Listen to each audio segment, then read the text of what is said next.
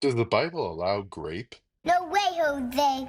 Many Muslims have tried to use Deuteronomy chapter 22, verses 28 through 29 to try to discredit the Bible by saying it allows grape. However, I'm going to show why that's blatantly false, and they insult Allah when they do this. First off, the verse says, if a man meets a virgin who is not betrothed and seizes her and lies with her, and they are found, then the man who lay with her shall give to the father of the young woman 50 shekels of silver, and she shall be his wife because he has violated her. He may not divorce her all his days. Now, on the surface, it looks like a man is taking a woman by force, sleeping with her, and the woman is forced to marry him.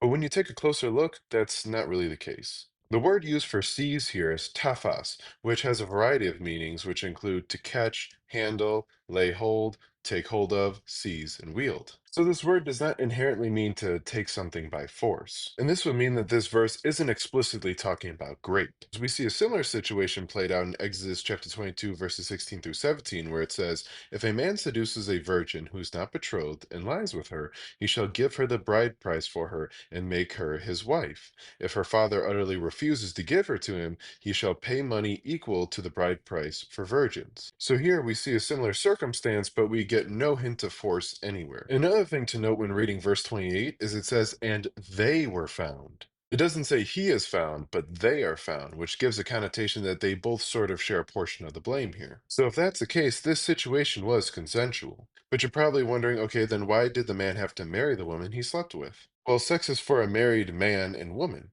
So if you're going to engage in sexual intercourse, you must commit to the relationship that allows you to do that. And this was also to protect women from men who just want to hit it and quit it. In that time, if you're a woman who wasn't a virgin, then no one would really want to marry you, and your value was extremely diminished. So this law was put in place to ultimately protect women and to hold men accountable for their actions. What's interesting in verses 25 through 27, it shows an obvious situation of grape, but in verse 25, he uses the word hazak for the word seize. And some of this word's meanings include to strengthen, to prevail, harden, be strong, be firm. So clearly, this word has a much more forceful connotation, which would explain why this word was used in this obvious situation of grape. So the difference in verbiage in these passages was intentional to show that these situations were not the same. The difference in penalties between these two situations really reflect this because the one in verses 25 through 27 was that the man was to be unalived, but the one in 28 through 29 was that the man was supposed to just pay a bride price. So clearly, these situations were not the same. But Muslims, you insult Allah when you misinterpret the Torah and try to make it look bad, since Allah confirmed the Torah 19 times. He also told Jews to judge by the Torah.